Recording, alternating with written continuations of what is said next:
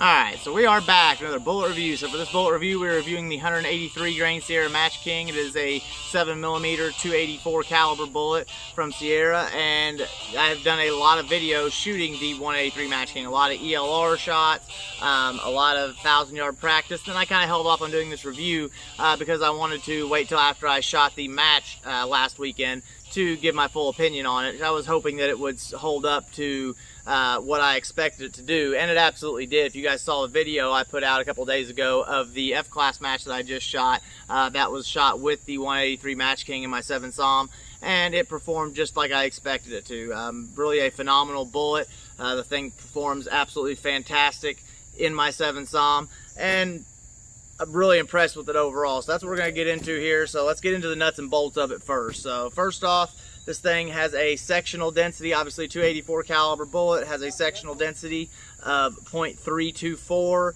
It has the bullet length on average is 1.597 inches. And it has an advertised G1 BC. And this is something Sierra does that I've really been impressed with. I said this in the 110 Match King review because it's kind of, they did it along the same lines, but Sierra gives a range of velocities and gives a BC for each range. Now they do not give G1, or they give G1 BCs. They do not give G7 BCs, which I really wish they did. I feel G7 is a little more usable. I use G7. I rarely use a G1, but I true them in both G1 and G7 for the bullet reviews. So their G1 BC for the 183 Match King from 2,300 feet per second and above. So they give you, like I said, a velocity range here. So from 2,300 feet per second and above, you've got a 0.707 G1 BC. And then from 2,300 feet per second down to 1,720 feet per second, you've got a 0.713. So the BC is actually increasing in their testing. And then from 1,720 feet per second and below, you've got a 0.690. So that is Sierra's data that they've got, and like I said, not only am I impressed with the way they do that, where they give you a velocity range, which makes it so much more usable, especially as somebody who's going to go out and shoot long range with this bullet. But beyond that, they break it up in velocity ranges. But beyond that, their numbers actually match up to real world use. It's very rare that I've come across a bullet that I'm truing that I do not have to come up with a BC that is significantly lower than the advertised BC, and that is absolutely not the case with these. As a matter of fact, the BC that I trued out for the 183 Match King was actually significantly higher than what they advertised. So in my case, they were selling themselves short to me because I got a higher trued BC than even Sierra advertised, which has never happened in the history of bullet reviews. So for my trued BCs, now I do it a little differently. I true out to certain distance. So with this, we trued out to 1,400 yards, which is still above the transonic zone, but kind of creeping onto the edges of it. So for that out to 1,400 yards, I got a G1 BC of 0.732. So now that is down to 1,575 feet per second. So from 3,000 feet a second down to 1,575, I got a 0.732. So that is higher than even their highest 0.713 BC. Now, and like I said, I use the G7. Typically, I think most people have kind of went to using the G7. It's a more usable BC. And in the G7, I got a 0.371. So still a significantly high BC. Matches right up with that 0.32. Or 0.732. So that is my BC out to the transonic zone. So now transonic and beyond, I've got a trued BC. As a matter of fact, I didn't even do the G7 or G1 out past transonic. I'm not going to be using the G1 out past transonic. As a matter of fact, G7 is kind of the only thing to use, in my personal opinion, out past transonic, especially in applied ballistics, which is my preferred ballistic solver. So in out to the from from 1,500 feet per second down to 1,250 feet per second. So right above that subsonic transonic break, I've got a 0.363 G7 BC. And then for the beyond subsonic, I got a 0.349, because I did a lot of ELR shots with this bullet. A lot of those shots that you guys saw me do that were out to 2,300, 2,400 yards, almost 2,500 yards. Those were done with this bullet, and I was able to collect really good data and really get a good true BC for those distances. So that the final BC out beyond subsonic is a 0.349 for my personal true results. So that is almost in line. If you were to take that 0.349 and convert it to a G1, you're looking at really probably running right alongside their 0.690. So I feel that a 0.690 from 1,720 feet per second down to nothing is probably right in line with that. So that is my true G1 and G7 BC results. Really, like I said, never have I run across a bullet that has outperformed the advertised ballistic coefficient, but in my particular rig here, in my 7 SOM, it absolutely outperformed even their advertised BC. So kudos to Sierra for actually putting real world data on in their website and giving you real world data, real world information that you can actually use. So let's get into the form of this bullet. So the me plat on this bullet, or the tip, the me plat on this bullet is just like the 110 Match King, is factory tipped.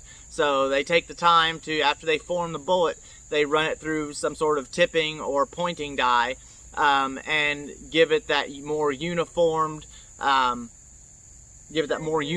tip, which increases the ballistic coefficient and uniforms the ballistic coefficient. So when you're uniforming the tip, you are uniforming the ballistic coefficient, taking out a lot of variable from bullet to bullet in any sort of ballistic coefficient result. So say you have a 1 or 2% variable in some bullets that haven't been tipped, well, that's going to cut this down to probably less than 0.5%. So this is a tipped bullet from the factory, so if you plan on tipping your bullets, they save you the step with the 183 Match King. So the ogive of this bullet. The ogive of this bullet is where this bullet really gains its BC from. This thing has an ogive that takes up almost half of the total length of the bullet is the ogive. It has a very long, sleek, secant ogive. And like I said, that long, sleek, secant ogive with that pointed tip for the me plat really gives you a very sleek, very slippery bullet that gives you a very high ballistic coefficient for even a 7mm bullet. So the bearing surface in this. The bearing surface is another place where Sierra has really outdone themselves, and this is the same thing kind of with the 110 Match King that they did. It's got a very short bearing surface because the ogive is so long. That ogive being so long, there's not a whole lot of room left for bearing surface.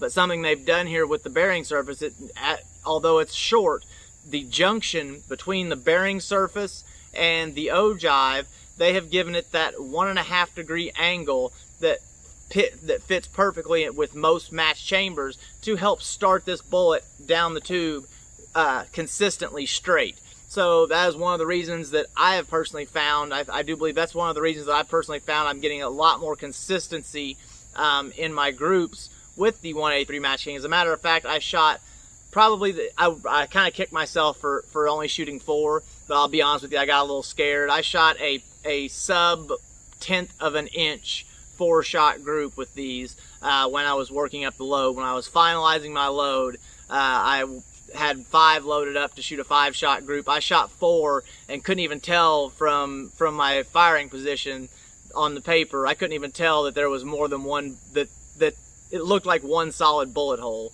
So because of that, I stopped, and I kind of kicked myself for not shooting the 5th, but I didn't want to mess it up.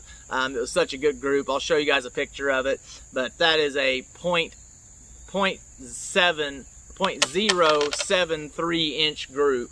So under 1/10 of an inch, well under 1/10 of an inch, 4 shots, in one hole. And that's literally a one hole group. So that's the type of performance that I have been getting out of the 110 or out of the 183 Match King, and I do believe a lot of that is due to the fact that they have done things to allow this bullet to give you more consistency. First off, you got the pointed tip, and then you've got that junction between the ogive and the bearing surface, which allows the bullet to start off. It lines up with the actual shape of your match chamber and allows that bullet to start off down the tube in the same orientation every single time. So that is one thing that they have done with these 183 Match Kings, along with a few other of the Sierra Match King line of bullets, that really increase your ability to be consistent. So the boat tail of this bullet actually has a fairly long boat tail in comparison to the length of the bearing surface. So obviously the boat tail is very similarly angled to the ogive, so it gives it that very nice aerodynamic shape, adds to the aerodynamics of this bullet, and overall that's why you get such a very slippery, very sleek bullet that performs so well and has such a good BC that stays consistent, and even to their testing actually increased as it started to go down range. So the twist rate, this thing has a recommended twist rate of 1 in 8, which is what I'm shooting it in, is a 1 in 8 twist, and I've not had any issues stabilizing this bullet. This is actually Sierra's second heaviest 7mm 284 caliber bullet. They actually have a 197 grain Sierra Match King, and the reason that I'm not shooting that is, if you guys saw my video I did a while back on balancing velocity and ballistic coefficient, there's kind of a fine line, a fine balance there, and because I'm still getting right at 3,000 feet a second with the 183 Match King in my 7 SAUM here, I really don't want to lose too much BC or to lose too much velocity to gaining a certain amount of BC. So I actually have the next barrel. I've already ordered my next barrel for the 7 SAUM here. It's going to be a 30-inch. This is a 28. I ordered a 30-inch straight, no taper.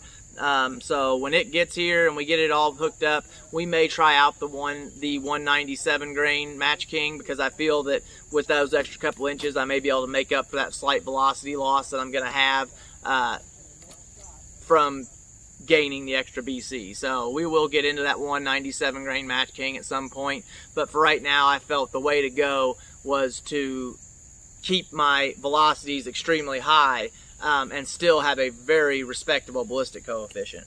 So if you guys are looking to buy some of these 183 Match Kings for a 100-round box of 183 Match Kings, the product number is 1983, so you should be able to put that number into any of the search bars from any of the places that you buy your reloading supplies from, your Midways, your Mid-Souths, your Notches, any of those places.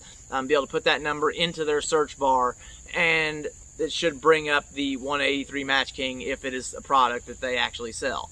And then beyond that, there is no factory ammo chamber, or there's no factory ammo loaded with the 183 Match King. So if you want to shoot the 183 Match King, it's a hand loader's bullet. So the only way you're going to have a load that's going to shoot the 183 Match King is if you are loading it yourself. There is no factory ammo. Maybe one day there will be, but for right now, the only way you're going to experience the ballistic coefficient and the very fine bullet smithing, as Sierra says, of the 183 Match King is if you load your own bullet. So I hope you guys enjoyed this. I hope if you guys are looking at a 7mm bullet, you don't overlook the 183 Match King. I've done a lot of my ELR shots with it, a lot of those really far shots, a lot of those really consistent groups at 1,000. All that was done with the 183 Match King that I've been shooting recently. So I hope you guys enjoy it. We'll see you guys next time. I'm out.